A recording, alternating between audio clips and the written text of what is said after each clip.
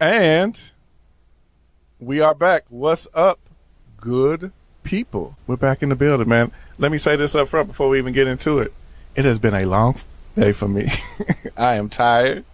I literally walked in, sent the fellas the link, and we are jumping in. So, yeah. We will see how this goes, but I'm sure it'll be fine. So with me today, people, for the first time, man, he's been on here several times, and y'all have not seen his face until now, and I have not really seen this face because he is like shaven and got a nice haircut and looking like super young. Stuart. Looks terrible, doesn't it? What's up with it? After doing all that talking about, hey, Stuart and Kevin look alike, Stuart shaves his beard and mustache, and now they don't look alike. And with that being said, Kevin, I got you here too. What's up, Kev? Oh, not much, man. Not much. All right. Hanging out, hoping to hear about some weird stuff. Oh, yeah, we're going to have fun because Stuart's on here, so that means I got to go dark at least for one of the cases, right? Why did that get assigned to me? Because you're from the UK, and they don't censor the news and shit out there, I don't think, too much, right? It depends on what time it is. If it's after the watershed, then it's uncensored, but if it's before, it can be very censored. Well, you know, here it's always censored for the most part, so yep. We don't get to see it. So I said, hey, somebody asking in the background, hey, is Stuart a newlywed yet? Not yet. Not newlywed, but engaged, right? Yes, I am engaged now. Beautiful. Congratulations, man. Thank you. Appreciate it. Beautiful. That's awesome. She just left. She was here for what, 3 weeks, right? Mm-hmm. Yeah. Good times. Good times. We're not going to talk about any injuries or anything that may have occurred during that time, but yeah. Judging by his reaction, I'm assuming there's a story there that we'll say. There is, but we're not going to go into it. No. Kev, how's History Goon going, man? If I can not punch my microphone. It's going good. Going good. Just recently had a couple of pretty big episodes come out. Did a two-parter on King Leopold II of Belgium, who was a real scumbag. That I'm never going to get those 4 hours worth of my life back talking about that guy, but I did some fun stuff after that. But it seems like it's going pretty good. I think people are liking it so far. Good deal, man. So, good deal. Yeah, we just got to keep growing and keep promoting it, man. Yep. We got it. And what else is new with you, Stu, real quick, before we jump into anything? Anything new? I mean, nothing really. Just interviewing for another job, so we'll see how that goes. I mean, I'm not going to say anything about it yet, obviously, because it hasn't. You know, I'm technically going for orientation, not getting into it just yet, so we'll see. Okay. That's good. Yep. That's good. Stuart no longer works with me, guys, which is why I was like, hey, I don't know this face. Yeah. Long story short, he's not there. Over some BS. We're not even going to jump into it too much, but a bunch of BS that the person they replace him with is already doing, making issues and causing mistakes and all kind of stuff right now that they're replacing with. But anyway, Stuart, we'll talk about that because I felt like it was an inside job. Anyway, it has to be. But we're going to keep shit lighthearted, and we are not going to go into the negative shit. And we're going to have a good time tonight. Oh, and I've been meaning to say this on every podcast, and I always forget, but I'm not going to forget on this one. If you guys have cases, before we jump into it, if you have cases in your local area that you feel like would be good on here that may not make it out to the whole country to where everybody knows what's going on with the case, send them to me. And I'll shout you out when I present the case like I'm getting ready to do with this first case. Because the first case I have came from a listener. She sent it to me a while ago. Miss Sandy, I am about to do your case for the first one on this podcast. And some of you have sent me other cases before. Somebody's already guessing white. I mean, hey, in this country, that's a good guess. Yeah. Some of you have sent me cases before to different places. If you want to send me a case so I can keep track of what's going on, send it to Luther@1159media.com. That way I can keep all my Guessnicity stuff together. So shoot it there. Some of you are sending stuff to my messenger.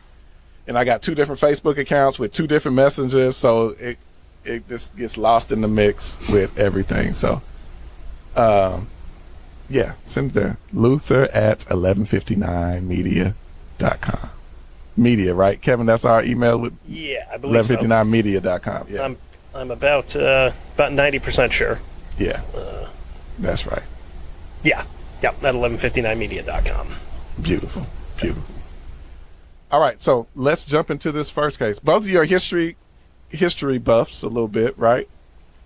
So the first case is not too far in history, but we will gradually just keep going back in history as we go with some of them. Yeah. In fact, that's what I'll do. I'll go in that. That's what we'll do. We'll just keep jumping backwards in history. All right. So I'll flip the order of some of these, but we'll start with this one because this one just happened this year, so it's not too far. Okay. Takes place May 27th, 2025. In the early morning, just before 8 a.m., in a quiet neighborhood, multiple 911 calls come flooding in. It's a man standing shirtless in the street outside of an apartment complex. They're not calling the police because he's shirtless. They're calling the police because he's covered in blood and only wearing boxers. So when the police pull in, he actually flags down the police and tells them, "I just killed someone." Officers make their way to the 3rd floor of the apartment. They reach the apartment door, and inside is the body of a 60-year-old man. He's lying halfway in the doorway.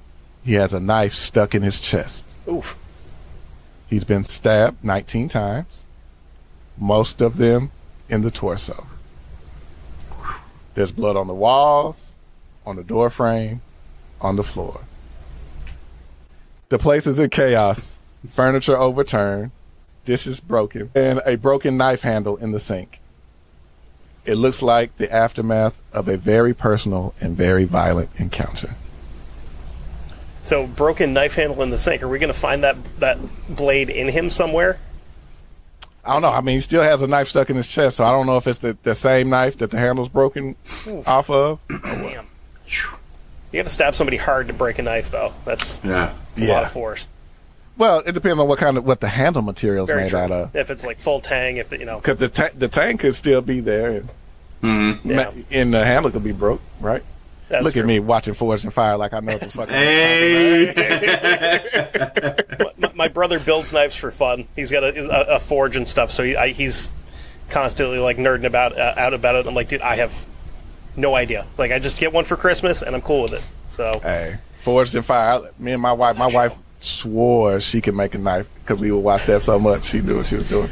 I was like, yeah, good luck swinging that hammer, thinking you got to mold something. Let's see. All right, so knife and chest. So also our attacker is covered in blood as well. The blood is not just the person he attacked, but he has cuts on him. So while being treated at the hospital, the suspect makes a few claims.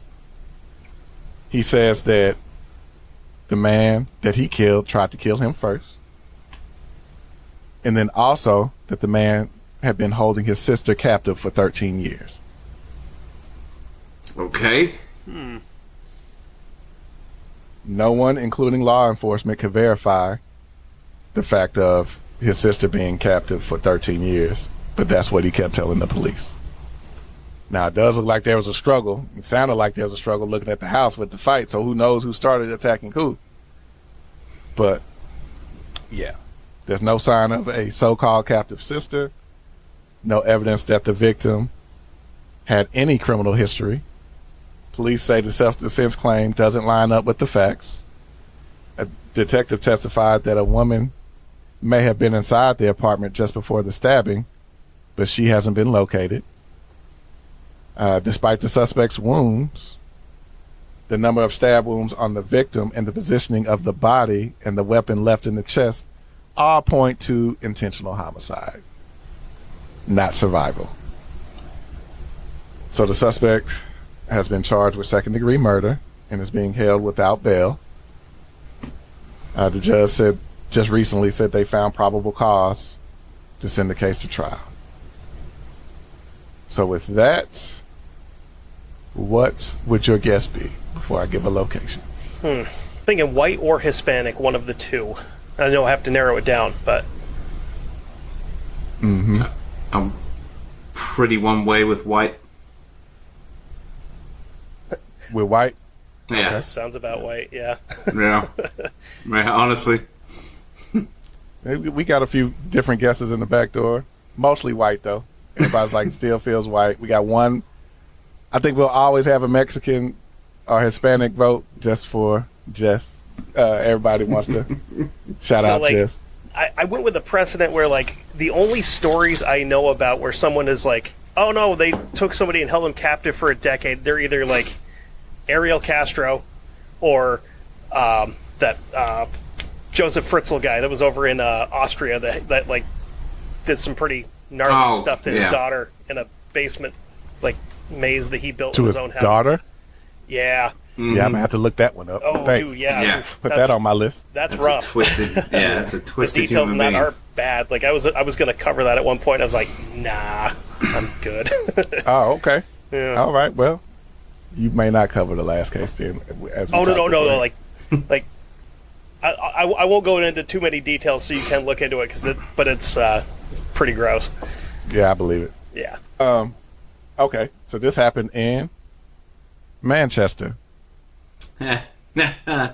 Okay. Ooh. Nope. Manchester, New Hampshire. Oh, he's right. Yeah. Damn. Okay. Yeah, thought I was about to say England. I mean, hey, that was going to change a lot for me, though. Yeah. No, Manchester, New Hampshire. Yeah, white. Damn, how did I'm like 2.5 hours from there and I didn't hear about this. Yep. Huh. Like I said, local case that's what I want. Local cases that haven't made it big. Yeah. Yeah. Send me those, people. So, are both of you still sticking with white? Oh, for sure. Yeah. Okay. Our suspect's name is... hold up. I don't want to have everything. All right. Ramadani Adrisa Kiki. They said black, but I'm going to say African. Okay. I would say he's an African male. Yeah. Yeah, because when you just went with the name, it could have almost been Indian. Correct. And now that I'm seeing the guy, I can see that I'm definitely wrong. No, he is African. African, black, African, whatever you want to call him, but he's not white. Yeah. Gotcha. He's not right. So this is a good one, man. I'm doing good at this, man. Last week everybody was black, and most people still got all of them wrong. Good stuff. We're off to a good start. All right. That was a nice try on that one, fellas. Yeah, that New Hampshire threw me off because it's like, that's like, yep, it's white. Yeah, it's white over there, like real white. Mm-hmm. Yep, that's the one that got me too. Because when I was reading, I was like, man, this pretty good. Because initially when she sent it to me, what she sent didn't have pictures of the suspect. So I was reading through it, and I was like, yeah, this is a white dude. Nah, not at all. Got me too. Nice. All right, y'all ready for the next one? Let's jump into it, fellas. This one takes place. Hold up. Which one is older? All right, so this one is closer. I'm trying to go in back chronologically. So this one takes place in 2018. I'm starting to go back a little bit further. So a woman went to collect her belongings from her ex-boyfriend's apartment after they had recently broke up. Authorities say the meeting turned violent. Her ex allegedly killed her with a hammer before dismembering the body into 14 pieces. Stuart, I tend to have a lot of dismemberment when I talk to you, right? Yeah, people getting chopped up and oh yeah. Yep. Okay. You could be Becky, where I always have somebody on here having sex with the animal or something. I don't know how. Yeah, I okay, decide, I don't know okay. how to decide who gets what types you. of And cases. you know what's bad when you find yourself as a listener going, man, can we just go back to have people having sex with animals instead of instead of this current case? Right. So our suspect, who worked as a factory chef, used his dissection skills to cut up the body. He hid her head in a backpack and placed her body parts in sacks and then dumped them.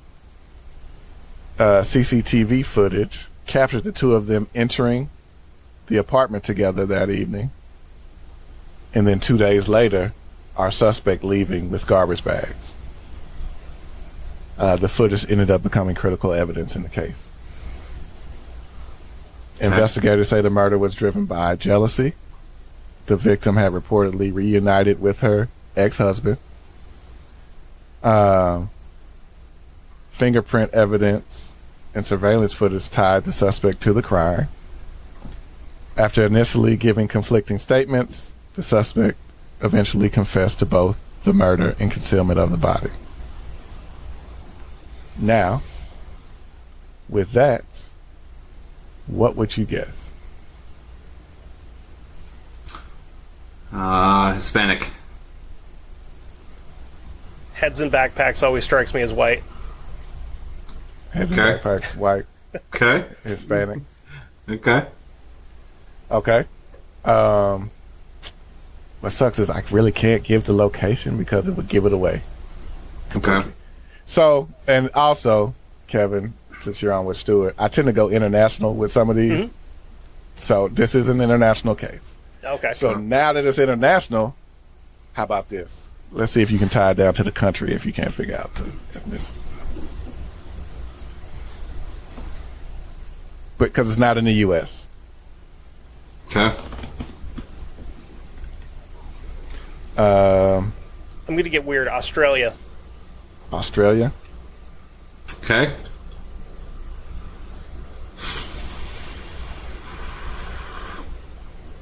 I mean, this is a shot in the dark, but and I said Hispanic as a whole, maybe Guatemala. Guatemala. Okay, so we got Australia. Kevin, you're gonna lose all Terrible respect. with this. You're gonna lose respect. You're gonna lose our Australian listeners. You know we got quite a few Yeah. listeners in Australia, man. You're gonna make them turn against you because it's not in Australia. It is not in Australia, and it is not in, where do you say, Guatemala? Yeah. Our suspect's name, I can't even pronounce, is Thanakrit Prakap. Oh. He is Slavic? a Thai national. Oh. This took place in Bangkok, Thailand. Okay. So much so when I try to look up images of my guy, every image I find of him, he is in a mask. They got his face covered. So I don't know, but he's Thai, so I mean, come on. We know, like, if you want to see what his eyes and his eyes look like as he's handcuffed, I can share that with you. Yeah. I'm sure if I dug deeper into this, I probably could have found something. But the way life has been lifing, yeah, I didn't have time to dig too deep. But yeah, there he is. Dismembered girlfriend driven by jealousy. Yeah. Still not getting any better at this. Most people don't. Right? That's the goal. You're not supposed to get any. I am about to make both of you bat 0 for 4 today, I feel like. Okay. That's what I'm thinking. I'm trying to. I don't think I've ever had all my guests miss every single one. So let's see. Okay. Everybody's like in the back door. I suck at this game, but it's fun. Yeah. Oh, yeah. Yeah. One of the few shows that I like when I'm listening to it at work, if I'm somewhere by myself, I'm like listening through and I'm like, shit, I was way off on that one.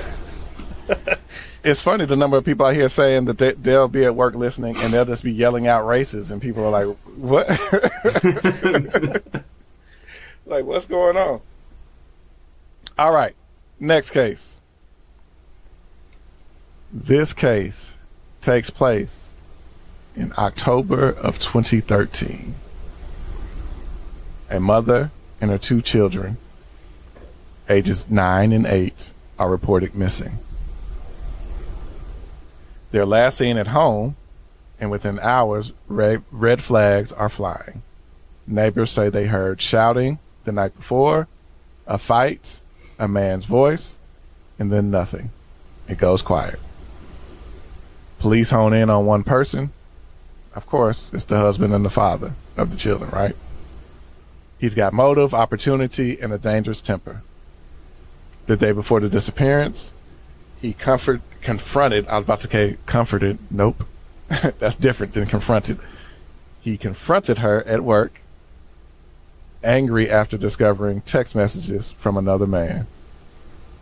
He even slapped her in front of her employees. The wife told family that she was planning on leaving him, but she never got the chance.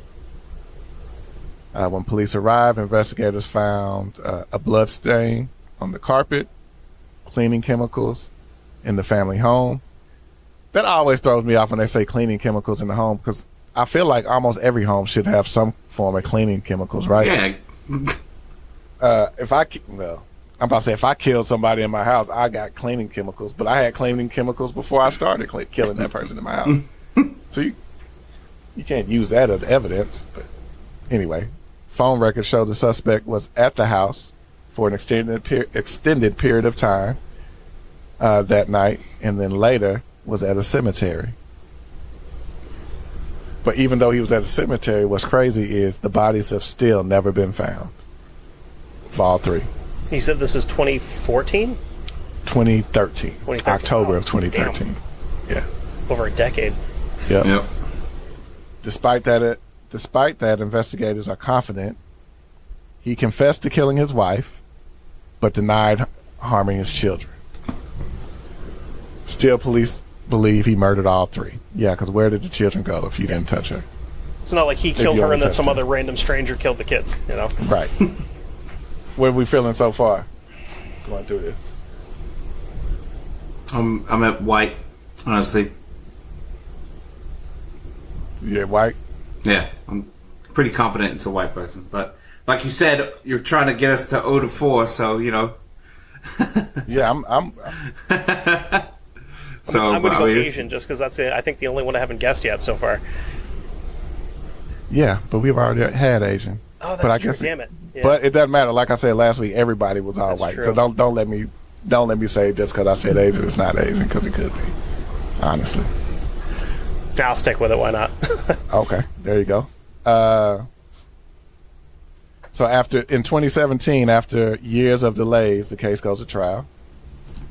Prosecution lays out the timeline, the motive, the evidence, and most damning, statements from the suspect himself admitting that he blacked out during the killing.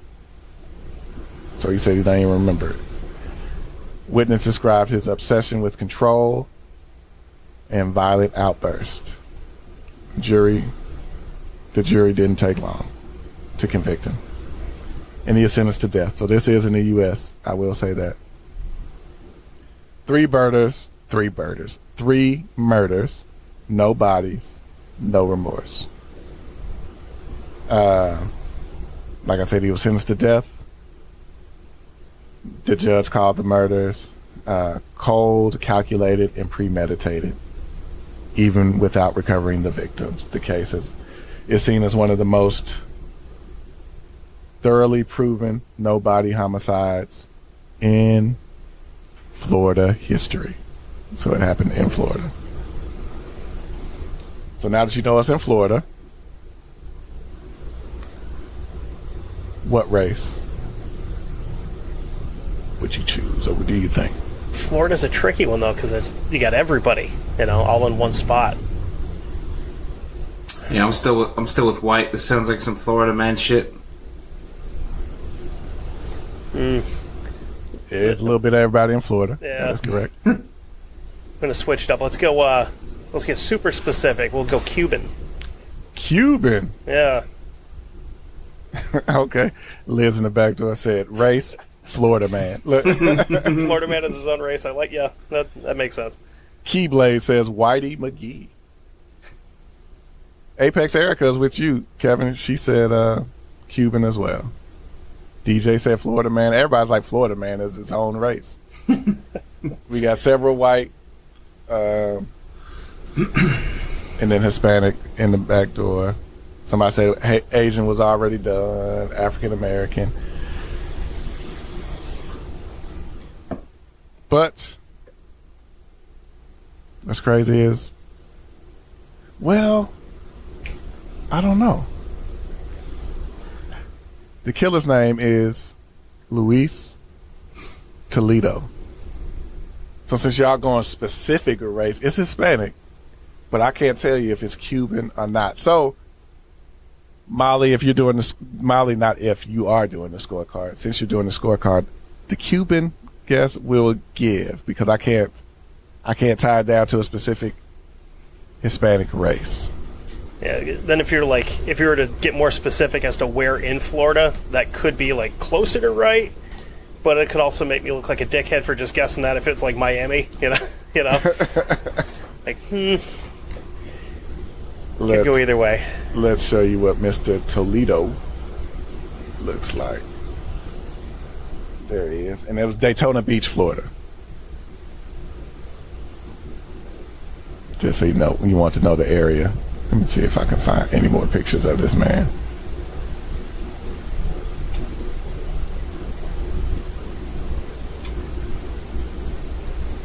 And oh, yeah, let me just stay here.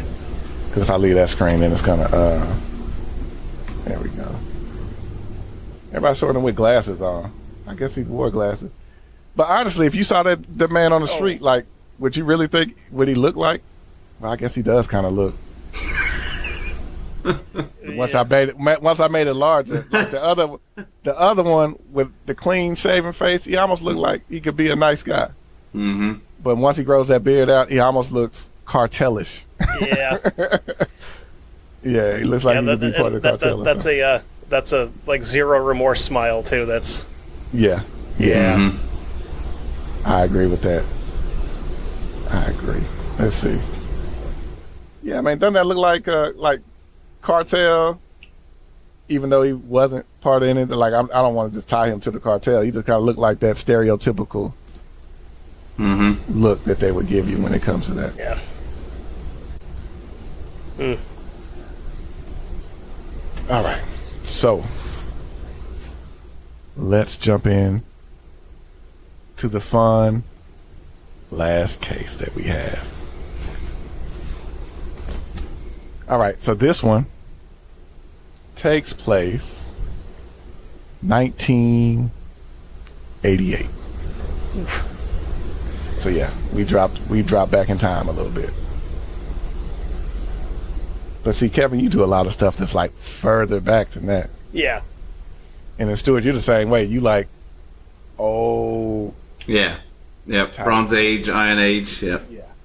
I think the most recent thing I've done was like 1981. I want to say somewhere in there. Okay. So for now. This case, if you're deep into true crime, is somewhat familiar to some folks. A lot of people don't cover it because it gets real dark, so I'm not going to cover a lot of the details. I'll cover some of them, though. So, a 17-year-old high school girl biking home one evening after a long day of classes and work, because she worked part-time, so she was leaving her part-time gig, riding her bike home. Mind you, let me say she's a nice, smart, well-liked, and considered good-looking girl at the school that she's at. On her ride home, a guy pulls up next to her on a motorbike and kicks her off her bike and starts harassing her. Another teenager around her age that goes to her school comes up and saves her from the guy. Mind you, the guy that ends up saving her is the guy that asked her out and wanted to hook up with her, and she denied him. So now, after he saves her, says, "Hey, I'll walk with you home. I'll take you home so that way you know you're safe. But instead of taking her home, he takes her to a warehouse where he rapes her multiple times. Then after the warehouse, he calls up some of his friends. They get a hotel room. And 2 to 3 of them rape her at the hotel for that night. Keep her for like 2 days. After raping her at the hotel room, you know, they let her know, like, hey, we're part of a local gang around here, a well-known local gang. And if you say anything to anybody, we know where you live. We will kill your whole family. So we need you to comply. So they leave the hotel, because now they have called other friends that they know. Take her to a park. She doesn't try to run, because, of course, she thinks they're going to kill her family. Take her to a park. Everybody sees her, and end up taking her back to their own home. Now, mind you, these are all teenagers. The parents are aware. They tried to use the guise of her being one of the boys' girlfriends until all the screams and everything just keep coming from the room. Now, I'm not even reading the script because I've gone over this so many times it's in my head. I'm just kind of telling you the story at this point. So, all the screams coming from the bedroom are because she is not only raped by these 4 guys, she is tortured for days. They end up telling all of their friends about this girl. And over the course of over a month, she is raped over 100 times by 100 different guys. When I say she's tortured, she is at one point forced to sleep on the balcony of the home. It's like an apartment in freezing cold weather. At times, she's locked in a freezer. They had a large freezer that they would lock her in at times. She was burned all over her body with cigarettes. They poured hot wax over her. At one point, they burned her eyelids with a lighter. At one point, they would, for a while, douse her legs in lighter fluid and light them on fire. It got to the point to where she was raped and had things shoved inside her so much that she could no longer urinate properly.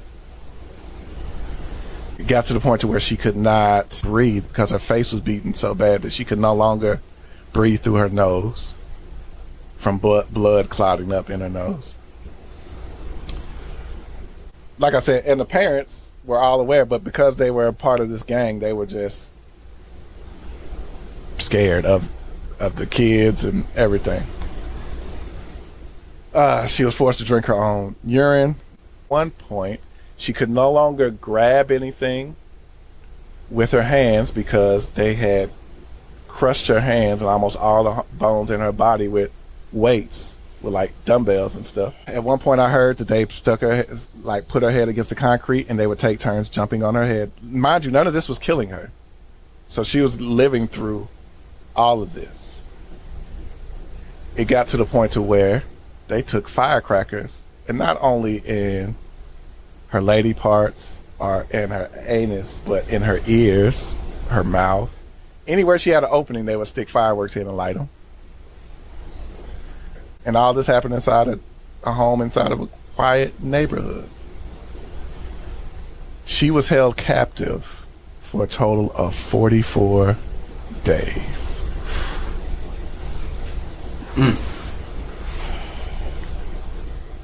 So yeah, the boys, like I said, they were all taking turns doing all this crazy stuff to her. On that 44th day, what killed her is they ended up, well, at one point, this is what pushed it. At one point on New Year's Day, or the day after New Year's, they all got drunk. And she tried to crawl away and got downstairs to call 911. I called the police. When she got the police on the phone, before she could say anything, one of her captors caught her, grabbed the phone and said, "Hey, we called you by accident, I'm sorry." So she never even got to say a word to him. That's how close she got to actually getting away. So for that, she was punished by being doused in lighter fluid and set on fire. Not just her legs this time, but on her face. They made sure to get it in her eyes and mouth. And then when she convulsed, they stopped and said that she was faking it. I don't know how you fake that with all of that going on. Set her on fire again, and then eventually she died, and then they panicked. Because they were like, okay, now that she's dead, we're going to get in trouble for this. So, in a panic, what they ended up doing is finding a 55-gallon drum. I mean, a 55-gallon drum. Putting her body in it and filling it with concrete. And then they dumped it at a construction site like trash. So, how do you think they got caught?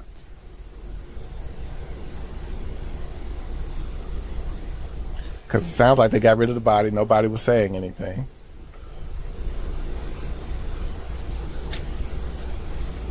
Someone speak? It's the only thing I can think of. Someone talked.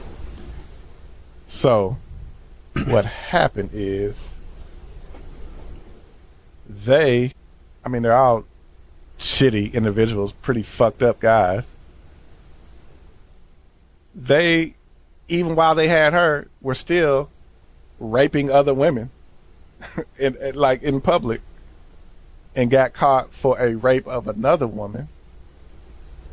And one of them, while talking, slipped up and said our victim's name in this case, like, oh, well, they thought they were talking about that. He was getting confused. And so once he gave the victim's name, who was a missing person, of course, at this time, which, let me backtrack.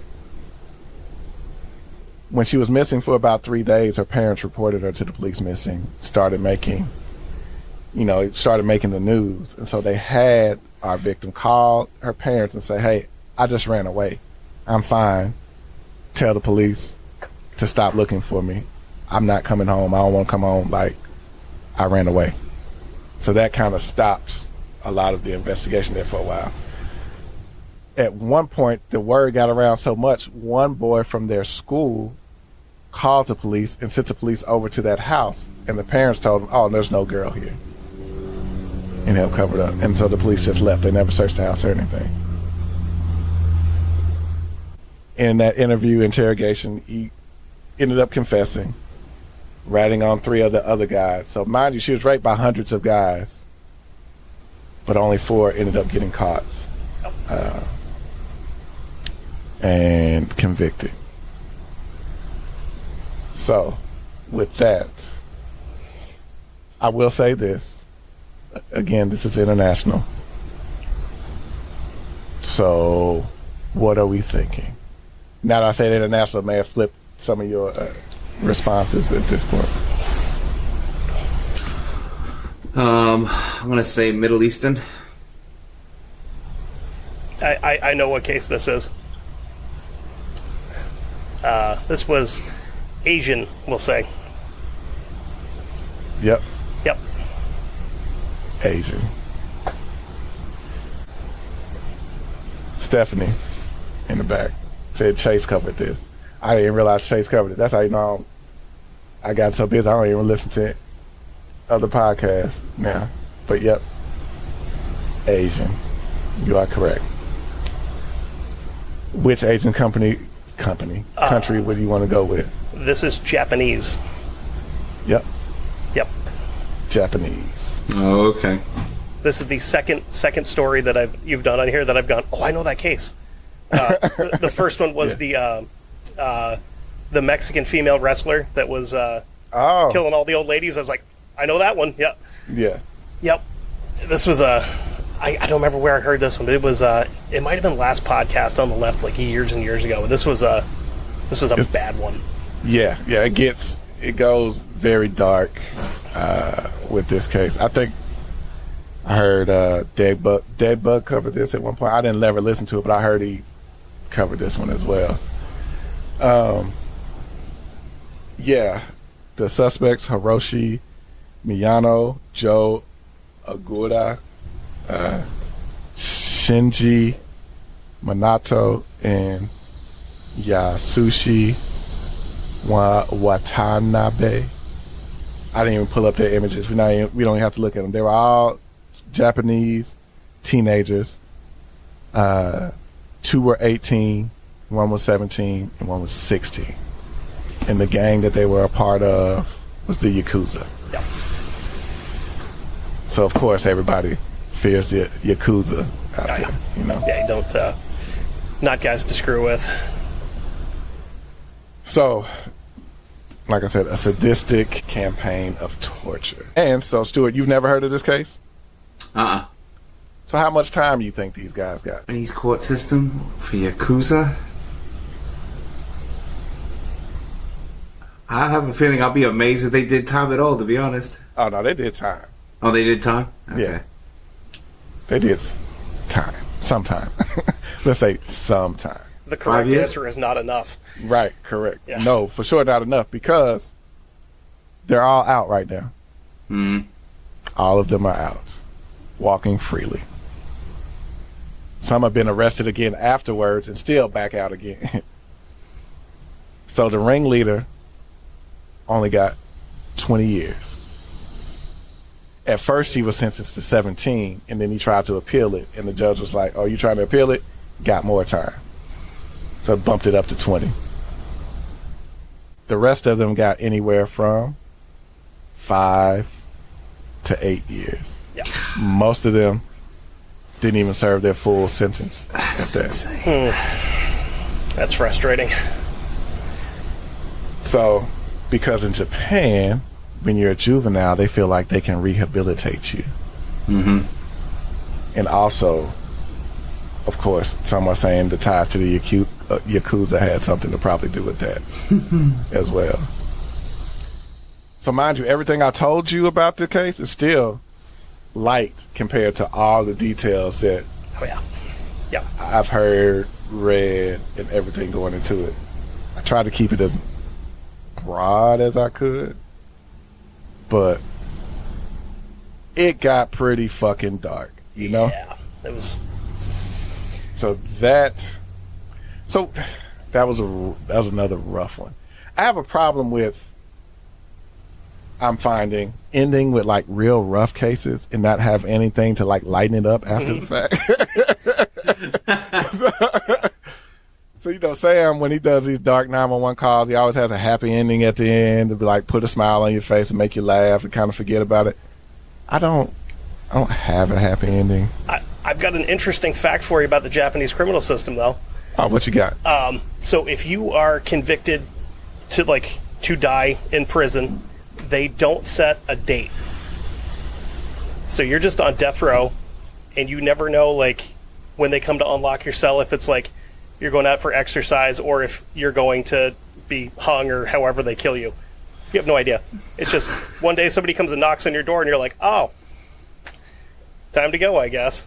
No, they don't give you a date. They're just like, we'll figure it out eventually. Yeah. Well, I guess for the person who was in jail, like on death row, that the fuck are my dogs barking at? That's not. I guess that could be part of the. I don't want to say torture, but part of the whole sentence. Like, you never know when that day is going to come. And I think that's why they do it. And do they never give you a date? So did this just one day pop up in your cell and be like, hey, today's the day. Come on, let's go. Yep, exactly. Oh, shit. Yeah. I'm all for they just that. like, one day it's just, hey, come on out. We're, Time's up. Yeah. Hey, it's time to go. Yep, time's up. Also, like the old school, system from the like Soviet Union era, where it's like, oh, you were was it Andrei Chikatilo went through his whole trial. He killed like 50 some odd people. 2 days later, they just like took him out in the field and shot him in the head and like threw him on the ground.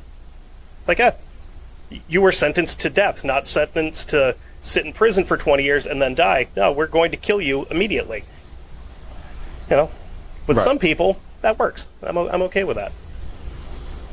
You know? For some folks. Yeah, for some people. Yeah. Yeah, for some folks. But, hey, man, that's it, people. That's what we got for this episode. We ran through this one kind of quick. I apologize, but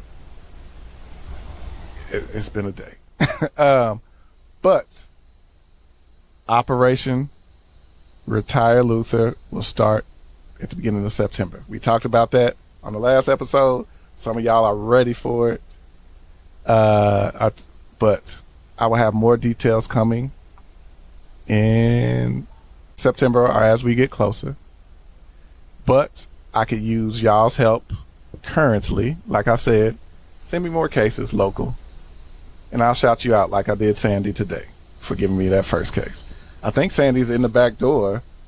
I don't know if she was in at the beginning when I did her case that she gave me. Yeah, she was. So if you have anything else, send it to me.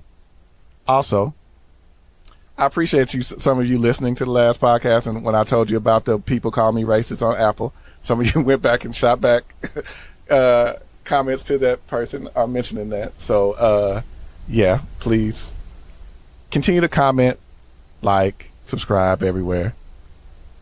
Do the same for my man here, Kevin. Go listen to History Goon. Hell yeah. Go like, comment, subscribe to History Goon as well. Because if you like history, it's a good fucking podcast. He makes it entertaining. It's been referred to as amateur at best by some people. So, hey, I'm going to keep up the reputation. You know? Yeah. We got to make it blow up, man. Yep, we got to get absolutely. We got to get it to blow up, man. It's good shit. It's good shit. And if you want to see me look like a complete ass, you can watch it on Spotify where I wear like a dress shirt, tie, and a vest and everything to, you know, really tie everything in together. You know what? I've never seen the video portion. I was thinking about doing it tonight, but I was like, I'm comfy. So, you know, I'll save that for tomorrow. But, yeah. I got you. Yep. I got you. Oh, and this is the other thing. I plan on trying to do more bonus episode stuff for like Patreon and all of that. So if you have ideas of things that you might want me to bring, things you might want me to do, like QA type stuff, Q&A. That's me working every day in QA. Q&A type of stuff. We can do that. I'm thinking of possibly like getting to know you episodes with all my guests that are like regulars. So like maybe an episode with Stuart where y'all can ask him questions, get to know him a little bit better. Same thing with my wife and Tamika and Ty and all of them folks, and do one episode at a time with like that as bonus. So yeah, anything you can think of. Can I make Kent do an episode with the last case? I can send Kent this. I'm pretty sure Kent has probably heard of it, but we'll let him know. Speaking of Kent, I'm planning on having Kent on actually here soon for those who've been asking and wanting to know where's Kent, will he be on? So Kent will be back on soon. But yeah. Anyway, I appreciate every one of you guys, man. I'm gonna shout out all y'all out in the back door real quick before I jump off. Hey, Sandy, again, thanks for giving me that case. Keyblade, man, it's always fun having you in here. Ashley, thank you. Cher, Trisha, Liz, I see you in the back. I know you were back here. Izzy, made sure to shout you out again. I saw Izzy back here. Hey, Aaron, what's up, man? Aaron's been showing me much love everywhere, man. I appreciate all of that, man. All y'all keep sharing, letting everybody know Operation Retire Luther is coming up soon. But that requires you to share the podcast out, though. That helps, man. But the whole goal is to like make it so big that I don't have to go to fucking work for anybody anymore. Yep. And my job is to sit here and keep bringing you all kinds of cases, and then finding another form of like podcast outside of Guessnicity to show more personality and more fun and more like social shit. Please believe I'm not gonna be the new woke social warrior type shit, but Tam, Tamika, all my folks on here, we all a little different and can give you a different perspective on shit. So thinking of doing something along those lines as well. Anyway, I'm done rambling on, guys. It's been real. Love every single one of y'all. Oh, Molly, I don't think I said your name. And Mateo, Molly, I gotta shout you out because you like on the team. Mateo, DJ. If I forgot any other rest of you, like I always say, charge it to my head and my heart. Y'all have a good night, or I'm just gonna keep rambling on. Good night. Bye.